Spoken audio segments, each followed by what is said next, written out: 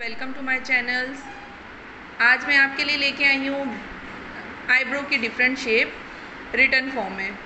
आज मैं आपको बताऊँगी आईब्रो की कितनी शेप होती हैं। सेकंड क्लास में आपको आईब्रो की शेप चेक करवाती हूँ मैं। ये चेक करें आप, ये देख सकते हैं आप 6 शेप होती हैं। ज़्यादातर जो आजकल चलती हैं वो 2 ही शेप चलती हैं, आर्च में होती हैं या फिर राउंड में होती हैं, ठीक है। लेकिन आपको सारी शेप्स का पता होना चाहिए। जितना आपको आईब्रो की शेप का पता होगा उतना ही आप कस्टमर को जो है ना अपनी तरफ मतवज्जा कर सकते हैं। तो ज़ाहिर बात है, आप अगर आपको कस्टमर आपसे कोई क्वेश्चन करता है, आपको नहीं आता, तो फिर वो आपके लिए मसला है। इसलिए ज़्यादातर जो शेप्स होती हैं आर्च में होती हैं और राउंड में होती हैं। लेकिन आपको सारी शेप्स का आइडिया होना चाहिए ताकि आप अपना काम जो है ना अच्छे तरीके से कर सकें।